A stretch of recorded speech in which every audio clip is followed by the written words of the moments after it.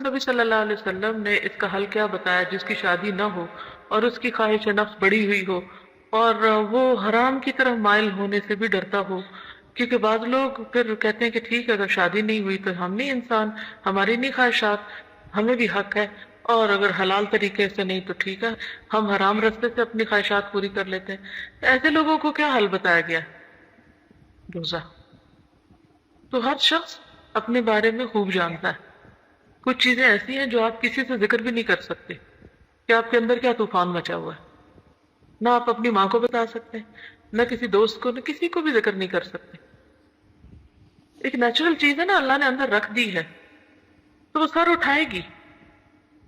تو اس صورت میں پھر اس کا کیا حل؟ یہ ہے کہ ہم ہر ایک سے انتقام لیتے رہیں، ماں باپ کے ساتھ بدتمیزی کریں کہ وہ شادی کیوں نہیں کر رہے، یا لوگوں کو برا بھلا کہیں کہ جو آ کے رشتہ دیکھ کے چلے جاتے ہیں اور کوئی فیصلہ نہیں کرتے۔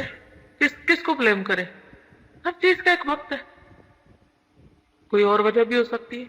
تو ایسی صورت میں پھر یاد رکھیے کہ شادی ایک ضرورت ضرور ہے، لیکن اگر کسی وجہ سے نہیں ہوئی تو حضرت عائشہ کی مثال کو سامنے رکھ لیں۔ 18 سال کی عمر میں تو بیوہ ہو چکی تھی، وہ 48 سال زندہ رہی ہیں بعد میں، کتنی پروڈکٹیو لائف گزاری ہے انہوں نے، 2000 سے زائد احادیث روایت کی، کتنی علم کی خدمت کی ہے۔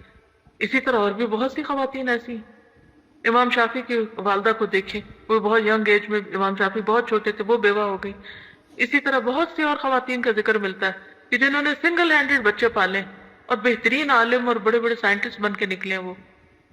اسی طرح بعض اوقات ہسبینڈ کوآپریٹو نہیں ہوتا۔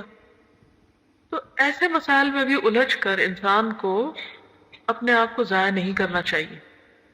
کسی بھی چیز کی کمی کی وجہ سے نہ اللہ سے ناراض ہونا ہے اور نہ بندوں سے۔ ان جسمانی مسائل کا یا شہوانی مسائل کا حل تو روزہ ہے۔ نبی صلی اللہ علیہ وسلم نے کیا فرمایا تھا کہ اے نوجوانوں کی جماعت، تم میں سے جو شادی کی استطاعت رکھتا ہے اس کو چاہیے کہ شادی کر لے، اس لیے کہ وہ نگاہوں کو نیچا رکھنے اور شرمگاہ کی حفاظت کرنے میں بہت معاون ہے۔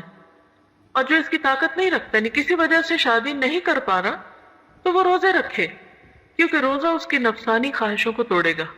جب وہ خواہش ٹوٹے گی تو پھر آپ اپنے آپ کے چنگل سے آزاد ہوں گے اور کوئی بہتر کام کر سکیں گے۔ اور اس کے ساتھ ساتھ یہ بھی دیکھیں کہ آپ کیا پڑھ رہے ہیں، کیا دیکھ رہے ہیں، کیا آپ کی سوچیں ہیں، کیا آپ کی دلچسپیاں ہیں، کس ماحول میں آپ رہتے ہیں، کیونکہ انسان اپنے دوستوں کی صحبت سے ہی پہچانا جاتا ہے۔ لسٹ بنائیے کہ کون سے 5 لوگ آپ کے قریب ترین ہیں، آپ کن 5 لوگوں کے بیچ میں ہیں، آپ انہی میں سے ایک ایوریج ہیں۔